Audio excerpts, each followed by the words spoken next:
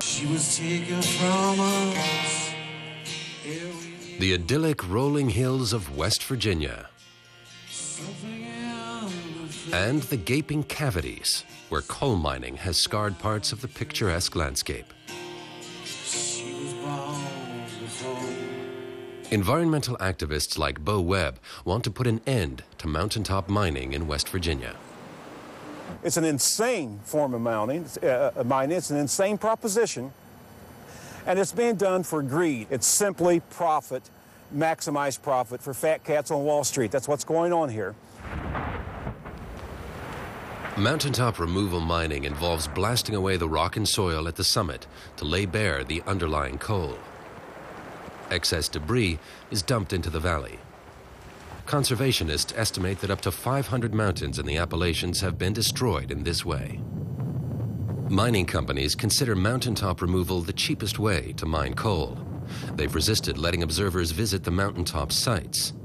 Mountains that have been exhausted are littered with debris, leaving a barren and blackened plateau. Bo Webb is on his way to Charleston, West Virginia's capital. He's organized a demonstration against mountaintop mining and fears it could trigger a fierce counter-protest by mining workers. The coal industry is well organized. They have what they call Friends of Coal, and they have a list of thousands and thousands of thousands that they call upon when we do something like this. The coal industry has supporters across West Virginia.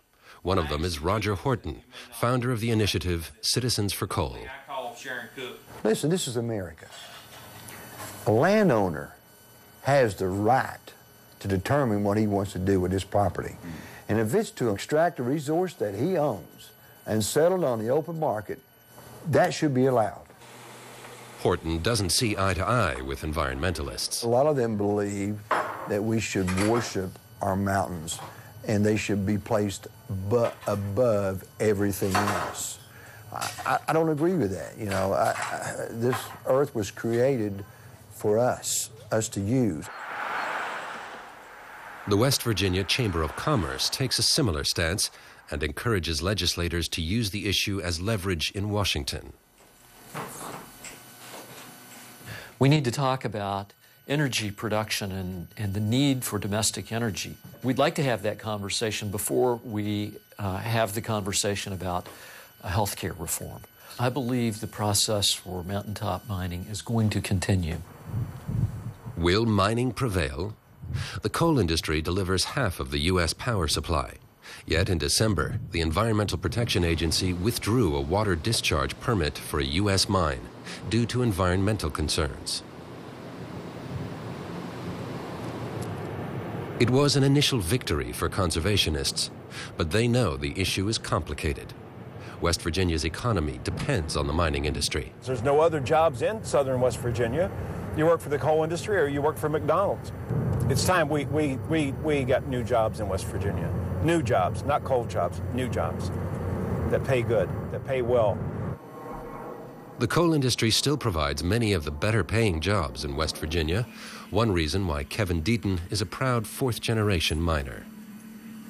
My dad's a coal miner, my grandfather was a coal miner, my great-great-grandfather was a coal miner. I mean, that's just, when you come from where I come from, that's just how you made a living. He has a hard time understanding opposition to the mining industry.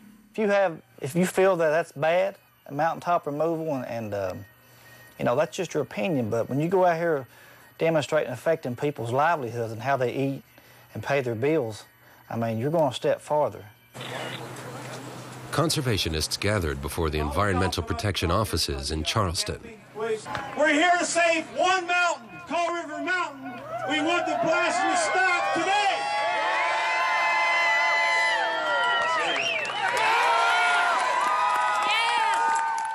The most prominent opponent of mountaintop removal mining is Robert F. Kennedy, Jr., the nephew of former President John F. Kennedy.